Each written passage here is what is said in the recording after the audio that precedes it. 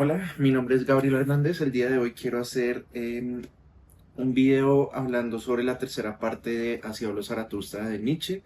Voy en los capítulos del sexto hacia adelante, creo que hasta el onceavo, que es hasta donde las tablas. Veo que el libro tiene un orden diferente en en algunas ediciones. He leído también en Kindle una edición que compré ahí y el orden noté que es diferente, incluso hay capítulos que se están quitando.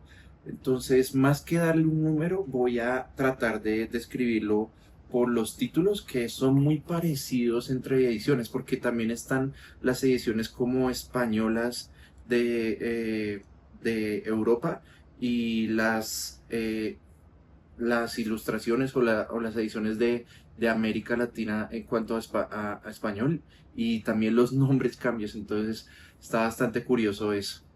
Quisiera iniciar con el tema del Monte de los Olivos. Para mí, lo que es el capítulo 6, como siempre, voy haciendo como un análisis pequeño sobre el capítulo en una hoja de texto. Cada una de estas yo las he desarrollado más o menos de 4 o 5 días por cada capítulo porque son ya bastante densos y me gusta tomarme el tiempo para analizarlos.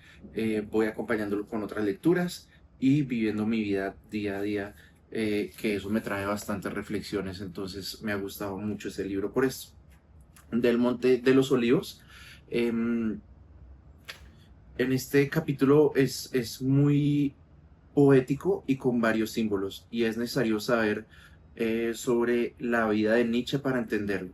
Aquí hay varios símbolos, y es que el capítulo cuenta la historia de cómo él recibe un invitado no muy querido, pero que es necesario, y está en un momento de bastante eh, frío o bastante duro para Zaratustra, y él describe cómo recibir este invitado. Este invitado, por decirlo así, como la dureza de las pruebas duras, de las pruebas intensas que les da la vida, eh, y como un invierno, por así decirlo, y cómo es pues la vida un poco inevitable que llegue el invierno, pero ese invierno no hay que negarlo, sino aceptarlo. Entonces hay varios símbolos. Aquí yo lo escribí específicamente: el invierno, la crueldad de la realidad de no tener el beneficio de los ídolos, pobreza, hambre, eh, anonimato. También está el símbolo del fuego, que es la voluntad de poder, acompañado con autenticidad. El Monte de los Olivos, que es el título del capítulo, el lugar a donde puedes ir desde, eh, que puedes ir cuando desees, algo interno que cada quien lleva y no puede ser arrebatado. Y es que yo creo que le puso mucho el título del Monte de los Olivos referente a Jesús. En algunos pasajes de la Biblia, Jesús se entiende como que, a pesar de ser un ser iluminado, una persona que guía a otros, hay veces él se cansa de esta situación y tiene que viajar al Monte de los Olivos para volver a reencontrarse con Dios, a pesar de que Dios está con él internamente. Entonces aquí hace referencia a ese Monte de los Olivos, un lugar a donde uno puede reencontrarse con uno mismo otra vez. Aquí Nietzsche describe cómo se acerca el invierno, pero él la acepta como invitado. No ruega a ningún dios ni ídolo para aliviar sus penurias, sino que las acepta con orgullo y hasta con burla. Es un dolor en donde se crece. Es un dolor que él lleva consigo mismo fuego en los pies. No importa lo duro que se, que se lleva a la verdad, y eso hace que no agache la cabeza, sea digno incluso en el frío. El invierno no puede ver que él lleva fuego ni que tiene el Monte de los Olivos internos. Y para entender un poquito este capítulo, era necesario entender a Nietzsche y su vida. eh, ¿Qué se hubiera sido de Nietzsche será que Nietzsche hubiera podido ser quien es o desarrollar sus obras si no hubiera vivido esas experiencias duras que vivió.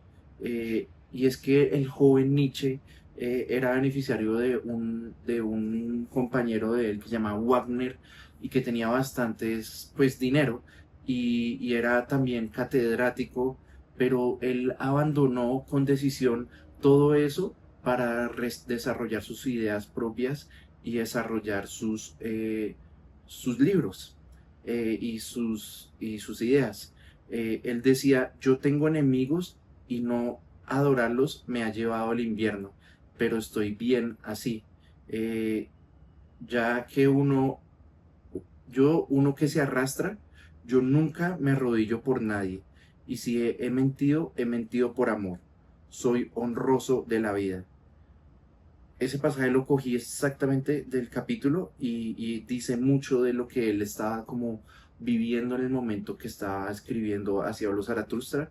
eh, y, y cómo incluso en el desfortunio él desarrolla ideas bastante valiosas y propias. Los demás tienen lástima y compasión por él. Se ríen porque llevan por dentro pero lo que lleva por dentro es especial y se niega a mostrarlo. Estamos hablando de Nietzsche, ¿no? Pero para mostrarlo, ellos nunca lo entenderían. Y me pongo un poquito en los zapatos de Nietzsche, de que pues él a lo último se llevó la fama, se llevó un desarrollo de una ideología filosófica y el tiempo le dio la razón. Él, em, pues muy testarudo y todo, pero dijo no al dinero, no a la comodidad y sí a la autenticidad y eso me imagino que para él en ese momento fue muy duro, para todos los allegados alrededor, pues no lo entendían, casi que lo podrían catalogar como loco, pero al final, fíjense que él tuvo la razón y la historia lo consagró como uno de los mejores filósofos. Entonces, eh, es eso, él lo veía súper claro. Yo llevo fuego dentro de mí y lo que yo muestro no, o sea, así lo muestre y esta autenticidad la muestre, no son capaces de ver. Wagner y todos los demás alrededor no eran capaces de ver eso porque era algo que él llevaba adentro y si se los mostraban, pues igual no iban a entender. Entonces, no matarse la mente en cuanto a eso, el monte de los olivos, del pasar de largo. Entonces, acordarse que en esta tercera parte él va como recorriendo un camino de regreso a casa y otra vez va como pasando por diferentes momentos donde interactúa con personas, con el pueblo y tienes diferentes conversaciones, ya sea con las personas, con sus alumnos o con él internamente. Y pues en este capítulo, aquí Zaratustra va de camino a una ciudad y es bloqueado por un necio. El mono de Zaratustra es llamado, un imitador suyo. Este bufón le urge con todo le urge con todo resentido a no adentrarse en la ciudad corrupta, advirtiendo que allí sus enseñanzas caerán en saco roto. Zaratustra lo interrumpe y reprende su hipocresía al señalar que quien vive demasiado en el pantano se vuelve sapo entre el fango, demostrándole que se ha contaminado de lo que tanto critica. Zaratustra rechaza su amargura y pasa de largo sin odio, dando una frase final: donde no se puede continuar amando, se debe pasar de largo. La actitud de Zaratustra de no intentar salvar a un pueblo decadente, pero tampoco condenarlo con rencor estéril, ejemplifica un rechazo total a la compasión inútil como al odio impotente.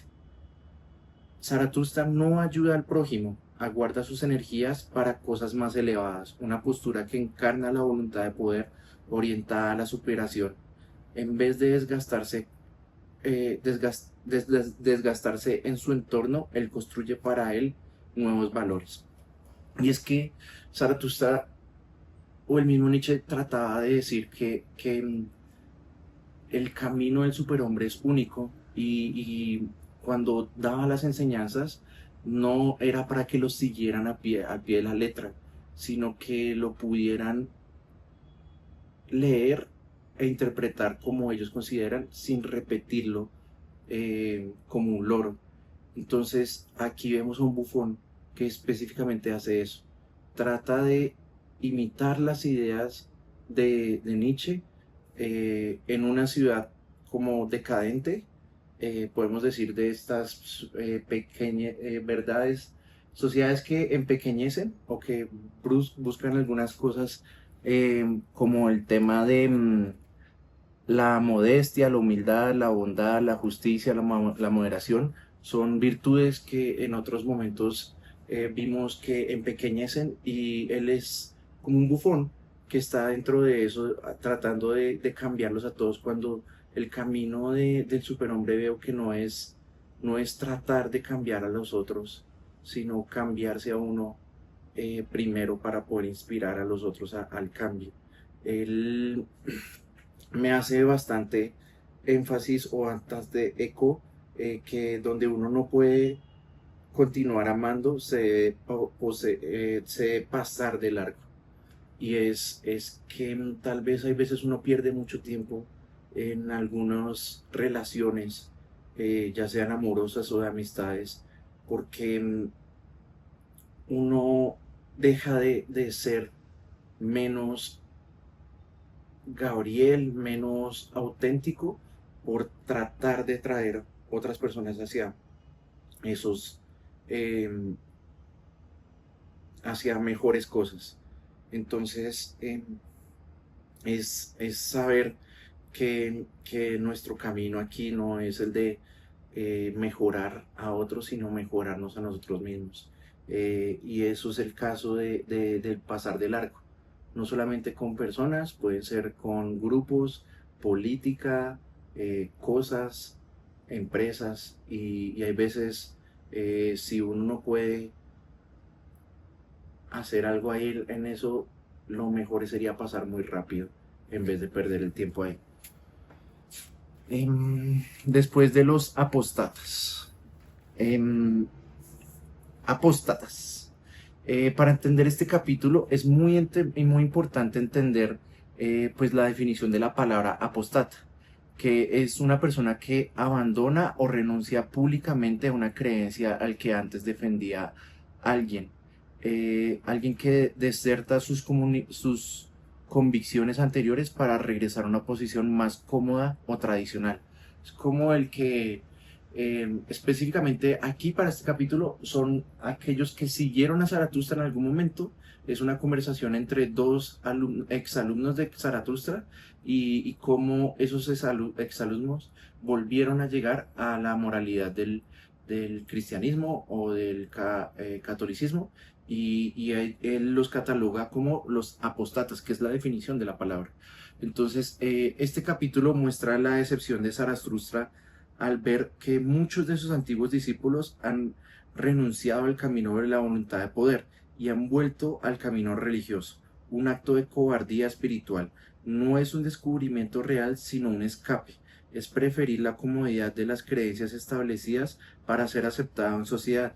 Es tener voluntad débil. No todos soportan el peso del desarrollo del superhombre.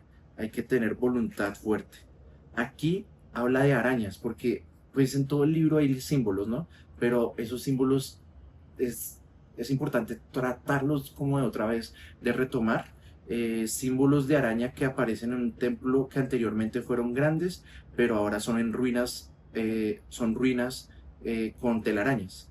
También se ríe Zaratustra al escuchar a dos apostatas hablando sobre la fe y por qué es importante tenerla frente a risa.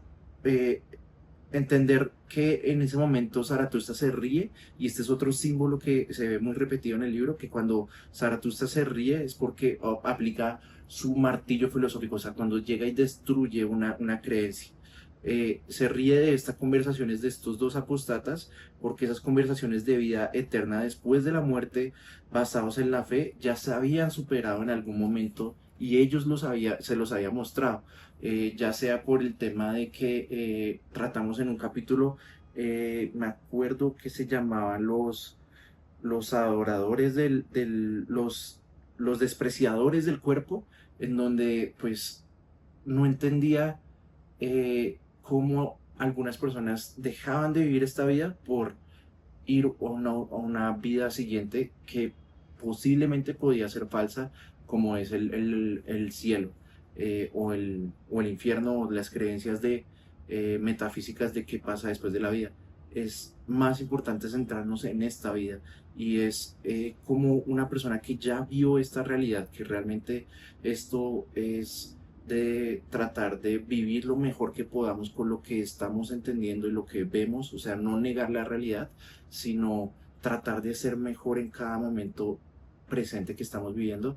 Y, y cómo esas personas después de un rato, pues por llevar ese estilo de vida, llevar ese pensamiento, ir en contra un poquito contra la sociedad, porque a veces es necesario eh, ir en contra de la sociedad para ir aceptando estas condiciones de superhombre, dejan de lado esas creencias para ser aceptados. Y es esa risa que provoca de que estas eran personas de mentes un poco débiles, porque no se apropian de sus pensamientos, sino que se los pusieron en algún momento para una máscara, pero no eran ellos. Y es esa risa de que realmente esto es un camino no impuesto, no porque los demás están hablando, sino porque uno elige estar en este camino de confrontar la realidad tal como es, eh, no porque la sociedad no la impone. Entonces, este es como un recuerdo a que podemos fácilmente volver otra vez a ese mundo ficticio, donde la respuesta metafísica después de la muerte es fácil decir, es, es otra, imaginaria, y no la que dura de aceptar, que es que no hay nada, y tal vez lo importante es lo que estamos viviendo en este momento. El regreso a casa. Entonces, este capítulo Zaratustra se habla a sí mismo. Aquí enseña: las transformaciones auténticas exigen soledad, silencio y fortaleza interior. Aquí Zaratustra vuelve a la montaña en soledad, pero no en abandono. La soledad es cuando es por es buena si se da por elección, diferente a lo que es estar abandonado. Una vez está en soledad, puede retornar a sí mismo. Tras convivir con los hombres, se da cuenta que el mundo exterior lo debilita y lo distrae de su misión, que es: no puedes entender el bosque desde adentro del bosque, tienes que alejarte para poderlo ver. Es necesario alejarse de la humanidad para poderla ver eh, como es. Para poder convivir con las personas, Zaratustra tiene que mentir, tiene que tener compasión y corromper su espíritu. No todos están preparados para escuchar y entender a Zaratustra. En la soledad puede ser auténtico, aceptar la soledad y reafirmar su tarea creadora. El libro empieza con una frase que me encanta, que es: un libro para todos y para nadie. Y es que aceptar esto es un poquito, estas realidades que está botando acá, es verdaderamente valeroso, porque exige ver en espejo la crueldad de la realidad. Em,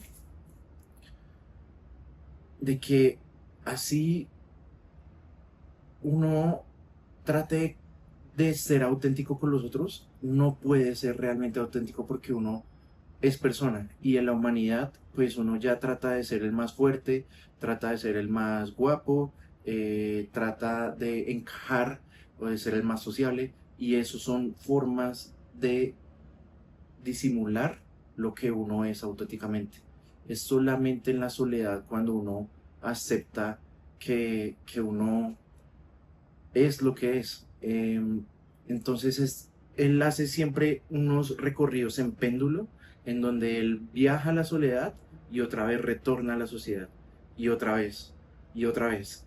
Pero es en esos momentos de péndulo que vas generando un nuevo Zaratustra, una nueva visión o camino hacia el superhombre, poder destruir las normativas que trae la sociedad para crear nuevos valores y otra vez en un ciclo eterno que no debe parar. En el momento que paremos, pues nos estamos quedando con una versión simplificada de lo que estamos o podemos ser. Y es lo que no queremos con la construcción del superhombre, sino una destrucción a toda hora para volver a construir en, y inspirar. Ese es nuestro camino dentro del desarrollo de nuestra vida. Un hilo que va entre el hombre y el superhombre. Y es un camino que debemos como construir con valerosidad. Eh, y se nota el enfoque que va llevando la novela, porque recordemos que esto es una novela, esto es un libro donde va contando una historia ficticia de qué pasó qué pasaría si Jesús no hubiera muerto a los 33 y hubiera continuado su vida, tal vez se hubiera contradecido, pero hubiera crecido aún más. Y no hubiera sido ese Jesús tan épico y perfecto, pero hubiera sido un Jesús más real. Entonces, esto es lo que se trata Zaratustra o Zoroastro, de mostrar cómo, pues no se trata de buscar la perfección, pero sí el tema de la autenticidad, tratando de ser mejor por nosotros mismos solo porque queremos ser mejor. Y aquí habla después en otro capítulo que se llama De los tres males, un capítulo bastante intenso. Me hace el recuerdo de una versión más atrás, que es las virtudes empequeñecedoras. Acordémonos que él las muestra como modestia, humildad, bondad, justicia y moderación. No hay especificar, pero sí entre líneas, diciendo que estas son virtudes a donde uno se lo describa a cualquier persona, pero mucho de esa virtud pueden llevar al declive de una sociedad, porque dejan de ser menos hombres por tratar de encajar un poco más y el ser menos hombres es menos vida, menos autenticidad, menos lo que realmente ellos son. Y aquí en este capítulo trata de hacer todo lo contrario, en donde describe no virtudes, sino defectos que podemos describir a una persona, en este caso que es el voluptuoso, los que tienen afán de dominio y los egoístas, pero los lleva totalmente al contrario, que es esos defectos podrían elevar al hombre. Entonces, así como en el capítulo de las virtudes que empequeñecen, aquí hace todo lo contrario. Describe males de la sociedad que le pueden hacer bien al superhombre. En este capítulo, Zaratustra describe un sueño, uno donde pone una balanza para evaluar los tres males de la sociedad. Y en algún momento en el video hablé de que él conversaba diferente con las personas, con sus discípulos y consigo mismo. Esto es una conversación consigo mismo y hay veces se desfigura totalmente la historia porque empieza a hablar de sueños y es un reflejo de la sociedad en ese momento lo que él trata de describir para demostrarles o tratar de guiarlos hacia una mejor sociedad. Entonces aquí en este sueño es como si fuera una balanza de justicia, es decir, ¿será que esto que describen como malo es malo, tan malo como lo dicen? Y trata de elevarlo a que realmente depende si es una persona que lleva esos procesos de autoconocimiento, podría ser bueno. En el tema de la voluptuosidad, o entendido también como la grandeza que embriaga, en la moral tradicional es pecado, también llamado como lujuria, pero podemos no sacarlo solamente en el tema sexual, sino en tener grandes cosas a un exceso total, a un nivel que embriagan. Entonces, para Nietzsche puede ser una expresión de vitalidad y afirmación del cuerpo. El placer no es degeneración, sino fuerza cuando se vive sin culpa. El hombre superior no tiene el deseo, no teme al deseo, lo integra y lo transforma en creatividad. El problema se da cuando la gente se enfrenta a la voluptuosidad sin desarrollo personal y se estancan ahí. Y es que hay personas que les llega una lotería, les llega una mujer demasiado buena, o en algún momento mm, un trabajo que es muy por encima de lo que esa persona estaba preparada para llegar. Esas son cosas que lo corrompen a una persona que no ha llevado o ha interiorizado cómo debe vivir su vida, por qué está aquí, para qué está aquí. Y son momentos que debieron haber sido pasados previamente para poder manejar esa voluptuosidad. Si una persona que ya pasó por eso le entregan más dinero, pues va a tener más posibilidades para vivir auténticamente lo que él quiere. Puede ser que cuando se gane la lotería, no es dejar todo para poder comprar casas y irse a la playa, sino volver más potente todo lo que él ya venía trabajando. Puede ser más inversión desde su propio trabajo, comprar más libros, poder tener un mejor gimnasio, un mejor estilo de vida, pero que lo lleve a una creatividad más intensa, o sea, lo vuelva más él. Entonces, esa voluptuosidad depende de la persona que está llevándola. Si es un superhombre, puede ser bien visto. Después la ataca con el segundo mal que él define en su sueño, es el afán de dominio. El hombre debe dominarse a sí mismo y después debe dominar a los otros. El problema está en que hay unos que no hacen caminos de superhombre y llegan a sitios de poder donde se corrompen y buscan aún más poder.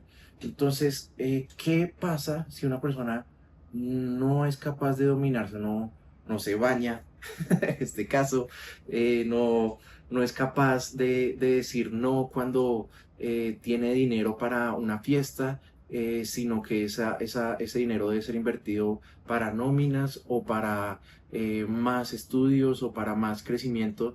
En general esa persona pues no se domina, y pretender que esa persona llegue a un nivel de poder, pues se va a embriagar de poder.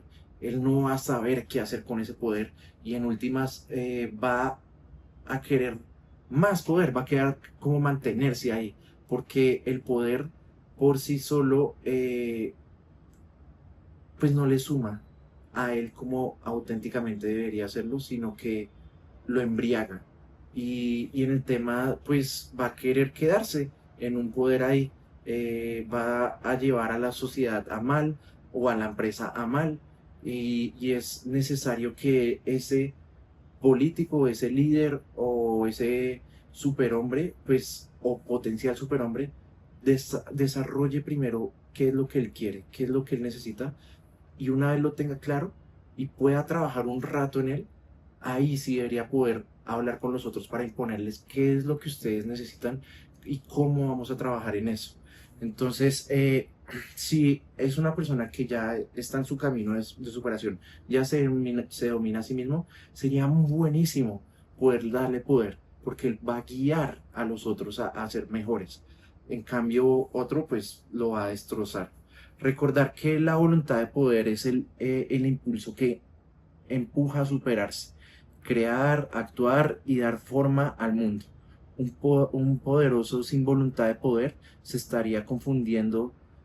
El fuerte no domina por vacío interior, sino por abundancia.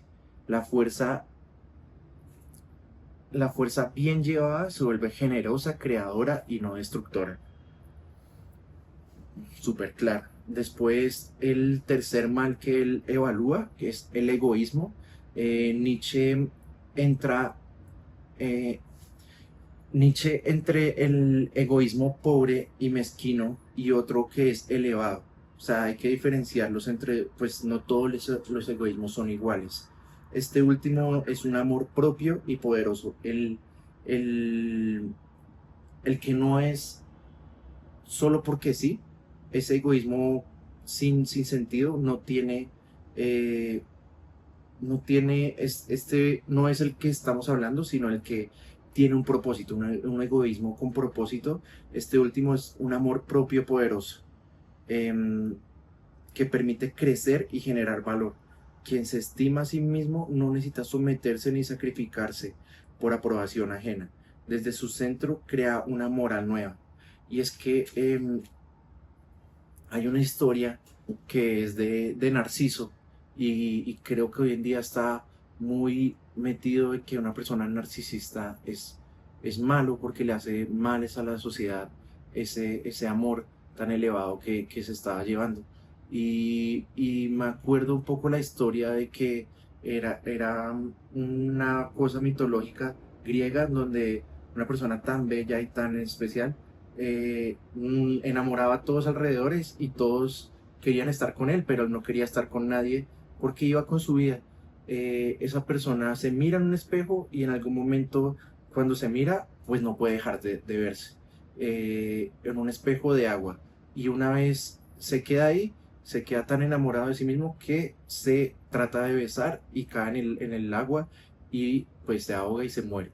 Es un amor tan intenso a uno mismo que lo mata. Pero ese amor, si es acompañado por un tema de autocrecimiento en todas las áreas de su vida, podría ser bueno. Ese egoísmo, no darle a los otros más dinero o de nuestro tiempo, porque lo estamos trabajando en crecer nosotros mismos, podría ser algo bueno. Entonces, ese egoísmo con propósito es algo que Nietzsche defiende como algo que todos los superhombres deberían de evaluar. Entonces vemos una categoría nueva de moral, en donde las definiciones que él pone como buenas o que la sociedad nos impone como buenas, que mencionamos anteriormente, que son el tema de modestia, humildad, bondad, justicia, moderación, las destruye con su martillo filosófico y después se va al otro lado y empieza a decir, estos son los males, que son el egoísmo, la búsqueda total del poder y el tema de la voluptuosidad. Y él dice, esto tampoco vale, construyamos cosas nuevas. Y creo que son ejemplos de cosas que deberíamos ir armando uno mismo. Está hoy en día mucho impregnado en el tema de la política y los debates, que algunas cosas son buenas o malas, dependiendo de la perspectiva que uno tenga, pero no siempre son así. Podrían ser buenas o malas en un contexto político y, y totalmente contrarias en en un contexto económico o social. Entonces, esas líneas entre bien y mal, lo que nos invita aquí Zaratustra es borrémoslas totalmente y construyámoslas con nuestra autenticidad. Chévere este capítulo, porque pues va conectado con la parte de atrás y a uno lo hace pensar bastante. Y es que después de leer todas estas cosas uno empieza a ver el mundo diferente. Algo que es muy chévere de las novelas filosóficas que estoy tratando de abordar últimamente. El siguiente capítulo se llama Del espíritu de la gravedad. ¿Qué es el espíritu de la gravedad? Es lo que se impone al ser humano desde el nacimiento. Es la voz que dice, sé serio, carga con todo, no te salgas de la norma, y esto está bien y aquello está mal. En este capítulo, Nietzsche nos invita a reconocer aquello que nos oprime internamente, la seriedad excesiva, el miedo inculcado, las cargas de valores gastados y a reírse de ello para poderlo superar. En un lenguaje metafórico profundo, nos urge a soltar el lastre, los perjuicios y valores impuestos, para poder elevarnos a una vida más creativa, auténtica y alegre. Solo dejando atrás ese peso muerto podrá el ser humano danzar, convirtiéndose en algo superior. El mensaje explicado de forma sencilla: no vivas con el alma aplastada por la culpa o la costumbre. Aprende a reír, crear y afirmar la vida por ti mismo. La solución es amarse a sí mismo. Pregunta Zaratustra al final del capítulo sobre cuál es el camino hacia el superhombre y él responde: este es mi camino, ¿dónde está el vuestro? Así responde a aquellos que me preguntan por el camino, porque el camino no existe. Muy, muy conectado a lo que estábamos hablando en la parte anterior. Aquí es de rugir como un león. Me trae a la memoria que esto es un proceso de metamorfosis en donde ya aprendimos a cargar con el peso de la sociedad, en algún momento siendo camellos. Podemos decir que seguimos las normas de tránsito, podemos convivir con las otras personas sin robar, sin matar, porque pues sabemos que eso está mal. Eh, También pues convivimos de forma muy amistosa con nuestra familia, siempre desde el amor. Eh, y una vez ya aprendimos eso, eso fue el camino de camello. Debemos rugir, rugir como leones y tratar de definir.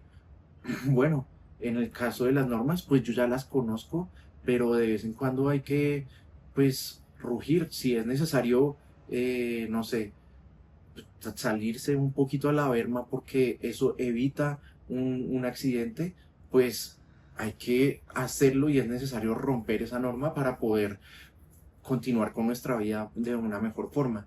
Eso es un ejemplo muy sencillo de autosupervivencia en el que momento es bueno romper las normas, pero no por supervivencia, sino porque lo deseamos y lo queremos y queremos ir más allá. Eso es lo que nos invita aquí Zaratustra a volvernos leones para rugir con un propósito que es muy sencillo y es el de crear después, porque no nos podemos solo crear, quedar con la destrucción. Debemos de llegar a construir después después de que construimos.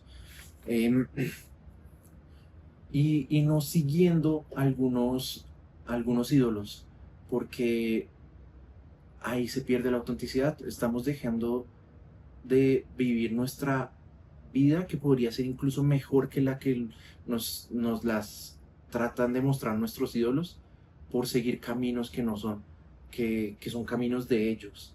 Entonces, es poder tener momentos de silencio y de soledad y decir qué es lo que realmente me gusta, abrazarlo, hacerlo más de eso e incluso hay veces dejarse quitar esa máscara de yo quiero ser empresario, yo quiero ser musculoso y fisiculturista y está bien. Hay veces quitarse esas máscaras para poder definir si es lo que realmente me gusta, unos días de pereza, unos días de no hacer nada, unos días de rumba, porque tal vez en esos aprendizajes está una prueba de si yo quiero realmente vivir eso. Es lo que me gusta, es lo que me suma, yo quiero ser mejor en esa parte. eh, es necesario esas desconstrucciones, pero eso viene desde la autenticidad, desde el que yo quiero. Y ese es el momento que usted elige que puede avanzar más hacia la autenticidad, siempre eligiéndose a usted mismo.